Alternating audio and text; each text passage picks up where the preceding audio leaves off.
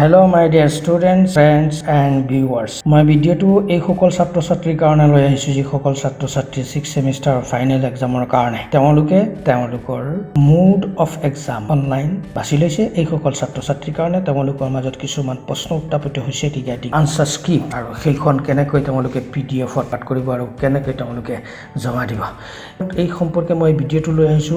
মই সকলোকে আহ্বান জনাইছো যে তোমালোকে ভিডিঅটো চাবা আৰু শেয়াৰ কৰিবা। যে নহওক তোমালোকৰ অনলাইন পৰীক্ষাৰ ইউজাৰ আইডি লাভ কৰিবা। ইউজাৰ আইডি লাভ কৰাৰ পিছতে কেনেকৈ তোমালোকে লগইন কৰিবা, তাৰ পিছত প্ৰশ্ন কাকত কেনেদৰে ডাউনলোড কৰিবা, ইয়াৰ পিছত পৰীক্ষা শেষ হোৱাৰ পিছত অৰ্থাৎ 30 মিনিটৰ ভিতৰত কেনেকৈ তোমালোকে PDF ল'বা। এই যিটো 30 মিনিটৰ কাম, সেই 30 মিনিটৰ কামটো লৈ তোমালোকৰ মাজত অকমান প্ৰশ্ন আছে, যিটো প্ৰশ্নৰ সমাধান দিবৰ কাৰণে মই ভিডিঅটো লৈ আহিছো। মই 4 নম্বৰ পইণ্টটো দেখুৱাই দিছো যে you are allowed to use only 10 page, maximum size of the PDF must not exceed 5 MB to answer. Anyway, প্ৰশ্নটো হৈছে কি 10 পেজৰ আনসাৰ স্ক্ৰিপ্টখন 10টা সেপাৰেট PDF হ'ব নেকি? এই সমস্যাটোৰ সমাধান একদম ভেৰি সিম্পল। তোমালোকে এটা কাম কৰিবা, তোমালোকৰ প্লে ষ্ট'ৰ আছে, প্লে ষ্ট'ৰত গৈ লিখিবা PDF স্কেনাৰ। ইয়াত 3 নম্বৰ দেখা পাইছানে? Adobe স্কেনাৰ, PDF স্কেনাৰ দেই।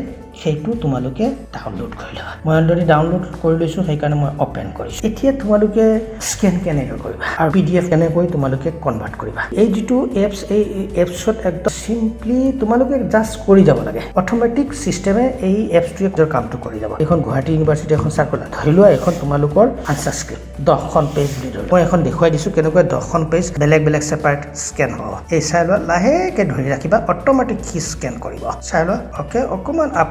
ওকে, নম্বৰ 1 হ'ল। এতিয়া কন্টিনিউ মাৰি দিয়া, ৰাইট। ৱেইট কৰা, নিজাকে স্কেন কৰি PDF লৈ কনভাৰ্ট কৰিবা। অকমান আগবঢ়াই আপ এণ্ড ডাউন কৰিবা। ওকে, ৰাইট, 2 খিলা হৈ গ'ল PDF। এতিয়া কন্টিনিউ মই আকৌ কৰিলো, 3খন পেজ হৈ গ'ল মোৰ। ওকে, মই আকৌ কন্টিনিউ কৰিলো, মোৰ 4 খিলা হৈ গ'ল দেই। চাই লোৱা, ৱেইট কৰিবা, মোৰ 5 খিলা হৈ গ'ল। মই আকৌ কন্টিনিউ কৰিলো, নেক্সট। চাই লোৱা, নেক্সট, কন্টিনিউ। 7খন পেজ হৈ গ'ল। ওকে, তাৰপিছত কন্টিনিউ আকৌ এটা কৰিলে 8 খিলা হৈ গ'লতো। 8খন পেজ PDF ত কনভাৰ্ট কৰি দি দিলে, আমাৰ হেডেক একোৱেই নাই। চাই লোৱা, আকৌ নেক্সট।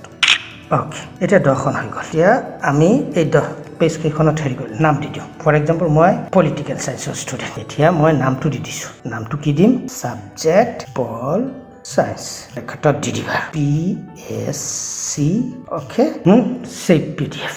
এতিয়া সি PDF ত কনভাৰ্ট কৰিলে। এইটো তুমি PDF ফাইলত লৈ লোৱা, শ্বেয়াৰ কপি কলৈ কৰিবা? PDF share link via Acrobat. এতিয়া তোমাৰ PDF যিটো ফাইল, সেই ফাইলত যাবগে, PDF ফাইলত। এই চাই লোৱাচোন, 1 পেজ হ'ল নে? 2 নম্বৰটো PDF হ'ল, 3 নম্বৰটো PDF হ'ল, 4 নম্বৰটো PDF, 5 PDF, 6 number, 7 number, 8 number, 9 number, 10 number. এই 10 খিলা কাগজ সেপাৰেটকে PDFটো হ'লেই আৰু এই 10 খিলা PDF একেলগ হৈ সিঙ্গল PDF লৈ কনভাৰ্ট হ'ব।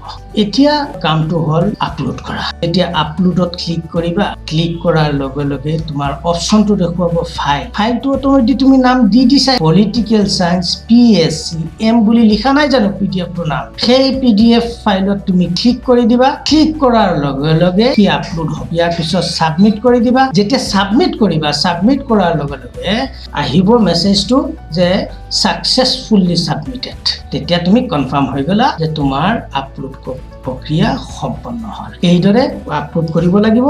গতিকে ভিডিঅ'টো এইখিনিতে সামৰিছো। যদি ভাল লাগিছে তোমালোকে শ্বেয়াৰ কৰিবা। যিসকলে ছাবস্ক্ৰাইব কৰা নাই ছাবস্ক্ৰাইব কৰি ল'বা আৰু নটিফিকেশ্যন বেল প্ৰেছ কৰি ৰাখিবা। সকলোকে মই এই ভিডিঅ'টোৰ মাধ্যমেৰে পৰীক্ষাৰ শুভেচ্ছা জ্ঞাপন কৰিম। ধন্যবাদ।